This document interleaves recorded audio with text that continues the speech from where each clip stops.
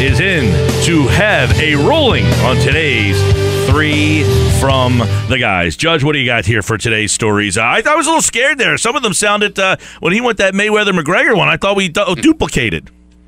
You guys almost duplicated twice. Yes.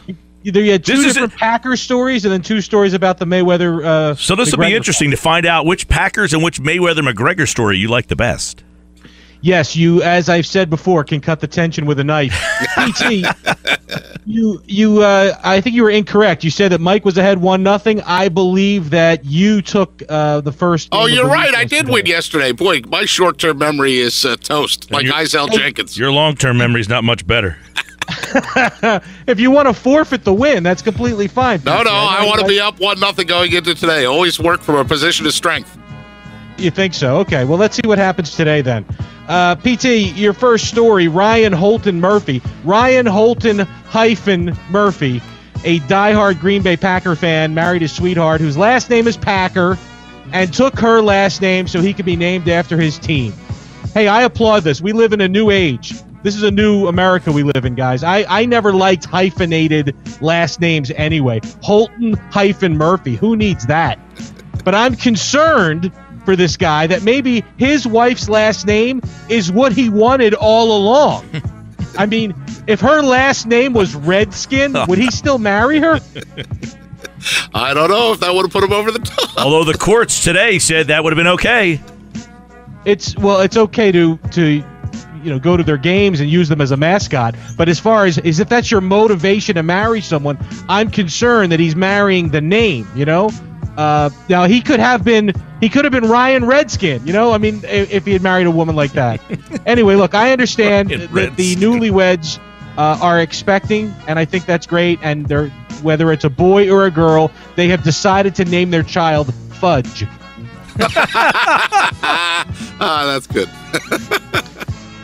So, Mike, a Packers fan is suing the Chicago Bears because they won't let him wear green and gold and the logo of the Packers for their fan experience event. Something's not right with the story, and I know that Josh got into this with you as well. He paid for a seat license at Soldier Field. He buys season tickets to the Bears every year, but he only roots for the Packers. Now, that's one game a year he gets to enjoy his seats. Now, Josh said, you could sell them off, and that's fine. Chicago's very well known. But I know guys who swap tickets with other fans in other cities, and for some, that's the only way they can get a seat into Lambeau Field. Or, you know what I mean? If you're gonna go to the frozen tundra, it's impossible to get season tickets in that place. But to me, you also alluded to this, Mike. This guy might just be a troll like that, and we all know about this. For reference, the Cowboy fan, that one Cowboy fan that walks into the link and strolls around and points down to his number 22, or even worse, 88, and he holds up the back of one hand to show his team won 5 rings, and then a fight breaks out, and it's the Eagles fans that are the bad guys. If I were a judge, in this case, I would rule for the Bears and get your enemy gear and go swim up Lake Michigan and take a left, Packer fan. 22 jerseys on. I like that one. Peter. Judge. Conor McGregor is training in front of a wall-sized mural of him punching Floyd Mayweather in the face as inspiration for their upcoming fight. Now, I understand that this mural was painted on a portable flywheel canvas so that after the fight, they can turn the painting 90 degrees to show McGregor lying on his back with Mayweather on top of him. I think this is great inspiration. Maybe they should do that in the Phillies clubhouse and just paint the strike zone on all the walls so pitchers can get psyched up before a game. Mike, well-known rapper and actor Ice Cube created his big 3-on-3 basketball league, and the league is supposed to play in Las Vegas at T-Mobile Arena the same night as Mayweather-McGregor. But he won't move the game unless they pay him. But to me, this sounds fine. Yeah. Doughboy knows what they did to his brother Ricky Baker in Boys in the Hood. That's right. This is not going to get settled on Crenshaw. There's so much money thrown around in this fight, it's going to be easy to make Ice Cube happy. His real problem here is going to be, who in God's name will go watch 3-on-3 basketball instead of watching the boxing match? I'll bet Ice Cube's players won't even show up. Aren't you more interested in seeing Allen Iverson be back out on the floor? I'll tell you, I always think back of that one-on-one competition between Doc and Abdul-Jabbar, and it was all hyped up. It was great, and then it just ended up being it was not fun. Now, yeah, I would like to see him, but I mean, if I'm going to watch one of these on demand or on, go online the next day and try to find it, I would rather watch the fight live, to be honest with you. Gotcha. Anyway, PT, LeBron James overdid it at his son's 10th birthday party and came within a hair of beating up all of his son's friends. I mean, he pelted them with water balloons, dunked over them. And the thing is, if you're one of these other kids' parents, what are you going to do? You're not going to do anything. You can't do anything to LeBron James. Did I miss this story? Nobody's going to call LeBron out. Oh, I weekend. think you beat up my son too much. No one's going to do that. Look, this spoiled brat kid of his sees all this, and he gets more spoiled now. And a few weeks ago, we covered this on Three from the Guys.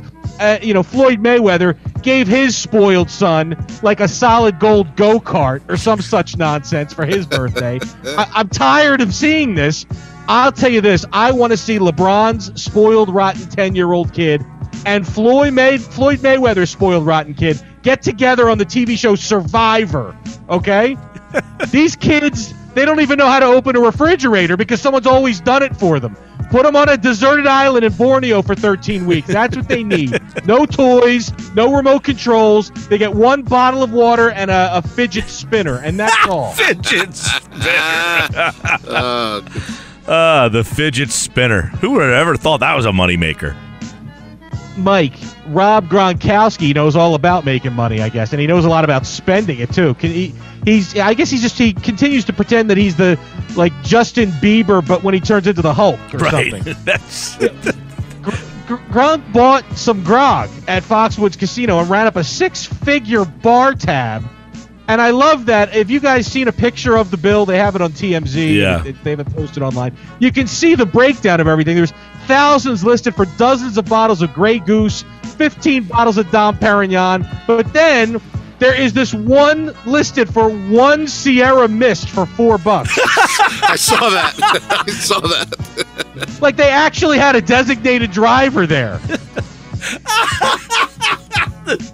That's great. Gronkowski denied it all, but come on. The champagne bill for the Golden State Warriors locker room celebration made this night with Gronkowski look like an AA meeting.